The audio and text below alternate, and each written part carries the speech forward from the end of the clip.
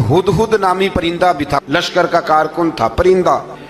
हुदहुद गायब था तो हजरत सुलेमान कहने लगे किधर गया वो हुदहुद, नजर ना आज आया, सख्त सजा दूंगा, यहां तो कोई अच्छी खबर लाएगा। क्योंकि वो हुदहुद परिंदा जाता था तो खबरें ला के देता था, वरना सजा दूंगा।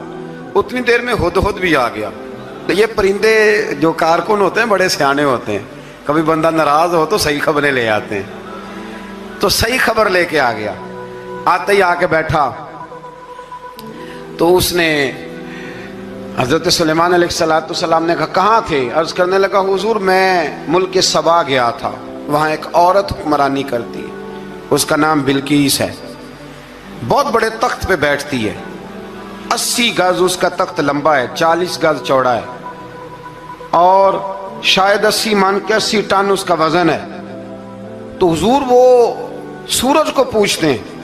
हजरत सुलेमान ने फौरन खत लिखा, फरमाया जाके उसे मेरा खत दे दो कि यहाँ तो कलमा पढ़ के हमारी फर्मा बरदार बन जाए, वरना तैयार हो जाए, जो अल्लाह के गैर को पूछते हैं हम उनके खिलाफ जंग करेंगे।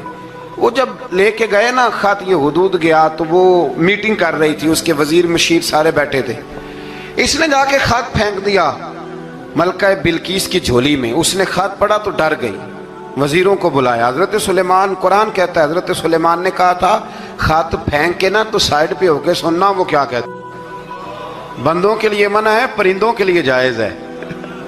बंदों के लिए मना है साइड पे होके सुनना। हाँ, जिसकी जासूसी की ड्यूटी हो, कुफर की जासूसी की, उस बंदे के लिए भी जायज है। तो यहाँ एक तो वो परिंदे थे, दूसरा कुफर की जासूसी कर रहे थे। साइड पे होके सुनने लगे तो मलका बिल्कीस कहने लगी अब क्या करना है, ये खाता आया है। तो वो कहने लगे हम तैयार हैं, आप हुक्म करें, हम लड़ने को तैयार हैं, लड़ेंगे। वो कहने लगी नहीं, तेजी ना दिखाओ, कुरान मजीद कहता है कि वो कहने लगी जब लड़ाइयाँ होती हैं तो शहर तबाह होते हैं, मुल्क खंडर बन जाते हैं, लड़ाई मसले का हल नहीं है।